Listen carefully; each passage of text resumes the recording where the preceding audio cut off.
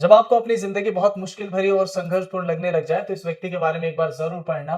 क्या कमाल का व्यक्ति था ये। और जब अपने ही देश में इनको अधिकार के लिए संघर्ष करना पड़ रहा था, यानी आपको पता ही है जब आप अफ्रीका के बारे में पढ़ेंगे तो वहाँ पे गोरों का शासन था और जहाँ पे काले लोग यानी अश्वेत जिसे बोलते हैं black people, they have been deprived from votings यानी उनको वोट करने का अधिकार नहीं था और भी बेसिक राइट्स भी उनको नहीं मिल पा रहे थे। तो इनके इसके कारण इन्होंने धरना प्रदर्शन किया और उसके बाद सरकार के सामने इन्होंने डिमांड रखी, लेकिन नहीं सुनी गई। जब इन्होंने अपने प्रोटेस्ट को और तेज किया तो फिर जो है इन 1962 ही हैज बीन अरेस्टेड।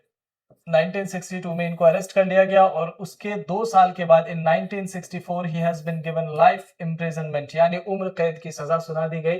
और 1990 में बहुत देशों के दबाव और वहां के लोगों के आम जनता के दबाव में आने के बाद फिर सरकार को जो है इनको रिहा करना पड़ा। यानी आप ये कह सकते हो after 27 years of jail he has been release.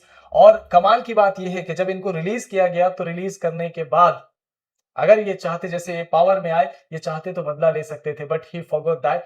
He thought about the nation. इन्होंने नेशन के बारे में सोचा और इन्होंने he said that let's come together and let's grow the country, यानी सब आओ मिल करके इस देश को बेहतर बनाते हैं। तो ये होता है कमाल का व्यक्ति। तो इन्होंने एक कोटेशन दिया, it always seems impossible until it is done, यानी कोई भी काम तब तक आपको मुश्किल लगता है जब तक कि उस काम की शुरुआत करके आप उसे खत्म नहीं कर देते।